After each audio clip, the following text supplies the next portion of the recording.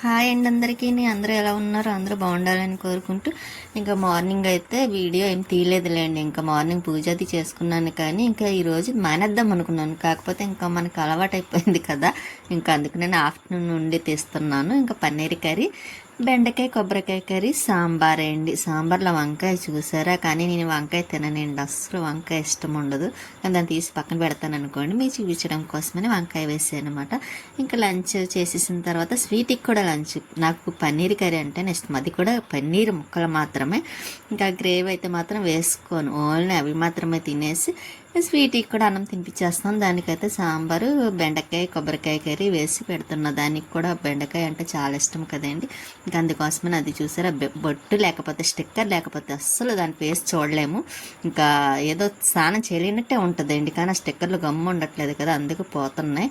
ఇంకా దానికి లంచ్ పెట్టేసాను. అన్నం తినేసిన తర్వాత ఈవినింగ్ అయింది, ఈవినింగ్ టైంలోనే పరుపు కొడుతున్నాను స్వీటీ కోసమని. మొన్న లక్ష్మి దగ్గర నుంచి తెచ్చాను కదా క్లాత్లు, అవన్నీ వేసి ఇలాగైతే పరుపు తయారు చేశాను స్వీటీ కోసం.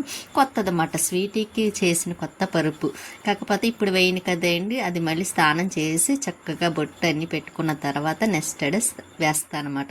కానీ ఇప్పుడు వేసి మన స్వీటీకి అయితే కంగారు వచ్చేస్తుంది.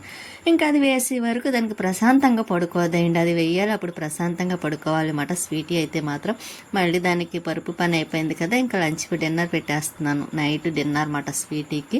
కొంచెం సాంబార్, మళ్ళీ పన్నీర్ గ్రేవీ ఉంటే అది వేసి పెట్టేస్తున్నాను. ఇంకా ఇలా అయితే కలిపాను. పాపం అందమైన రాక్షసి అంటాను కదా, బుద్ధి కూడా చాలా మంచిది, ఏది పెట్టినా తింటుంది. ఇంకా నైట్ టిఫిన్ అయితే మాత్రం నాకు పెసరట్టు అండి.